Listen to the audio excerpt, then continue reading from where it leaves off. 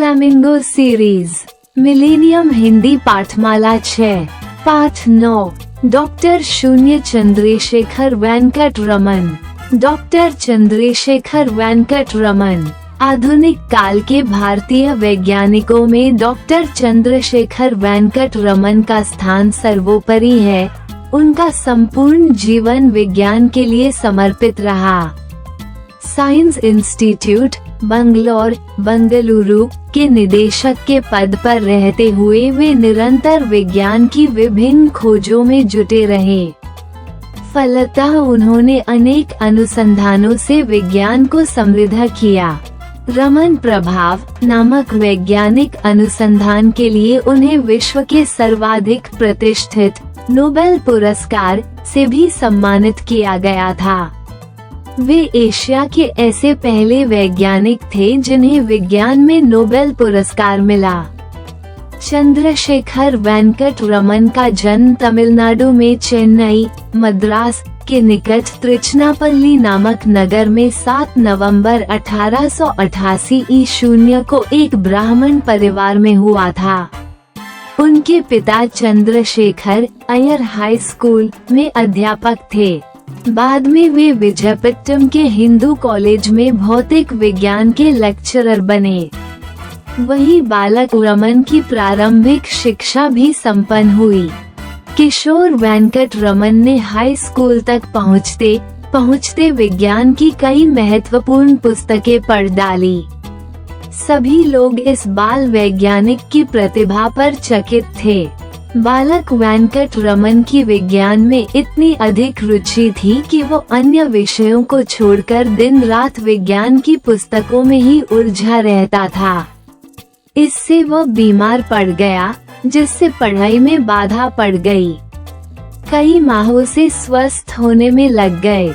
इस पर भी उसने 12 वर्ष की छोटी उम्र में ही अच्छे अंक लेकर 10वीं की परीक्षा उत्तीर्ण कर ली। वेंकट रमन के पिता ने उन्हें प्रेसिडेंसी कॉलेज मद्रास चेन्नई में B.A में प्रवेश दिलवाया। छोटे से बालक को कॉलेज में बैठे देख कई प्रोफेसर चक्कर में पड़ गए। उन्हें लगा कि गलती से कोई स्कूल का छात्र कॉलेज में चला आया है, लेकिन यह उनका भ्रम निकला। छोटे से कद और कम आयु के उस होनहार छात्र ने विज्ञान विषय में अद्भुत प्रतिभा दिखाई। रमन ने भौतिक विज्ञान के साथ साथ गणित एवं यंत्र विज्ञान का भी अध्ययन किया। फलस्वरूप 1904 में उन्होंने न केवल प्रथम श्रेणी में BA उत्तीर्ण की, बल्कि पूरे विश्वविद्यालय में प्रथम स्थान पर रहे। इसके लिए उन्हें कई पदक और पुरस्कार प्रदान किए गए। 18 वर्ष की आयु में वेंकट रमन ने नादशास्त्र पर एक नया प्रयोग किया, जिससे उनकी ख्याति विदेशों तक पहुंची। 1907 में उन्होंने MA की परीक्षा प्रथम श्रेणी में उत्तीर्ण की।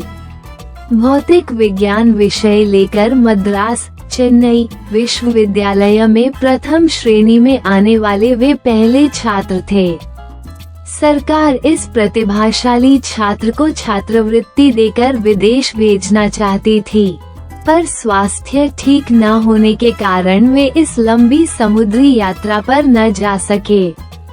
विज्ञान में आगे बढ़ने का रास्ता न देखकर वे वित्त विभाग की प्रतियोगिता में बैठ गए और सर्वप्रथम रहे। तत्पश्चात उन्हें वित्त विभाग में डिप्टी डायरेक्टर जनरल के पद पर नियुक्त किया गया। 19 वर्ष की अवस्था में वेंकट रमन का विवाह श्री कृष्ण स्वामी अय्यर की पुत्री से हुआ। यद्यपि उन दिनों वे वित्त विभाग में कार्यरत थे, पर उनकी विज्ञान में अत्यधिक रुचि थी। वे भारतीय वैज्ञानिक परिषद के सदस्य बन गए। अवकाश के समय वे निरंतर अनुसंधान कार्य में जुटे रहते थे। इसके बाद उनका तबादला रंगून वर्तमान यंगून में हो गया, पर इससे उनकी वैज्ञानिक साधना में कोई कमी न आई। 1910 ईशून्य में उनका तबादला कलकत्ता अब कोलकाता में हुआ। यहाँ परिषद की प्रयोगशाला में काम करते हुए उन्होंने वाद्य यंत्रों के शाब्दिक गुणों पर खोज की तथा संगीत के अनेक यंत्रों की खोज की। इससे वे विज्ञान जगत में बहुचर्चित हुए। सन 1914 ईशून्य में विज्ञान के नए खुले कॉलेज में रमन भौतिक विज्ञान के प्रोफेसर नियुक्त हुए। यद्यपि यहाँ वेतन पहले वाले पद से कम था, पर रुचि का कार्य होने के कारण उन्होंने ये हानि भी बर्दाश्त की। 3 वर्ष बाद वेंकट रमन ने कोलकाता विश्वविद्यालय में काम करना शुरू किया। 1921 में उन्होंने अपने विश्वविद्यालय की ओर से इंग्लैंड जाकर विज्ञान कॉन्फ्रेंस में भाग लिया। वहां से भारत लौटते समय उन्होंने समुद्र के नीले रंग के बारे में अनुसंधान आरंभ किया। इस संबंध में उन्होंने जो लेख लिखे वे उनके पत्र पत्रिकाओं में प्रकाशित हुए। परिणामस्वरूप उनकी गणना संसार के प्रमुख वैज्ञानिकों में होने लगी।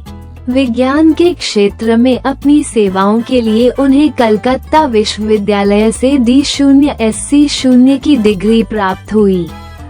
1924 ईशून्य में वे लंदन की रॉयल सोसाइटी के फेलो निर्वाचित हुए। वे प्रकाश संबंधी अपने शोध विषय में व्याख्यान देने कनाडा गए तो वहां वे झरनों, पहाड़ियों, ग्लेशियरों को देखकर नए अनुसंधानों में जुट गए और इंग्लैंड, नॉर्वे तथा यूरोप के अन्य देशों में होते हुए भारत लौटे। सन 1928 में उन्होंने रमन प्रभाव का अनुसंधान किया, जिस पर बाद में उन्हें नोबेल पुरस्कार से सम्मानित किया गया। इस सिद्धांत में उन्होंने ये सिद्ध कर दिया कि जब अणु प्रकाश को बिखेरते हैं तब मूल प्रकाश में परिवर्तन हो जाता है और नई किरणों के कारण ये परिवर्तन दिखाई देता है। यह उनकी अब तक की सर्वाधिक महत्वपूर्ण उपलब्धि थी। अनेक विश्वविद्यालयों ने उन्हें P0 HD0 या D0 SC0 की उपाधि देकर सम्मानित किया गया। उन्हें अनेक विदेशी संस्थानों तथा विश्वविद्यालयों से वहां आकर बस जाने तथा विज्ञान के क्षेत्र में अनुसंधान करने के लिए निमंत्रण भी मिले, लेकिन उन्होंने अपनी मातृभूमि की सेवा करने का ही निश्चय किया। 45 वर्ष की अवस्था में कोलकाता विश्वविद्यालय से अवकाश लेकर वेंकट रमन ने बंगलुरु के इंडिया इंस्टीट्यूट ऑफ साइंस में अनुसंधान कार्य का संचालक पद स्वीकार किया। 1943 में उन्होंने रमन इंस्टीट्यूट की स्थापना की। भारत की स्वतंत्रता के उपरांत 1954 में उन्हें भारत रत्न की सर्वोच्च उपाधि दी गई। उन्हें रूस द्वारा सर्वाधिक प्रतिष्ठित लेनिन शांति पुरस्कार भी दिया गया। नवंबर 1970 को विज्ञान जगत की इस महान विभूति का देहांत हो गया। अपनी वैज्ञानिक सेवाओं के लिए उन्हें हमेशा याद किया जाता रहेगा।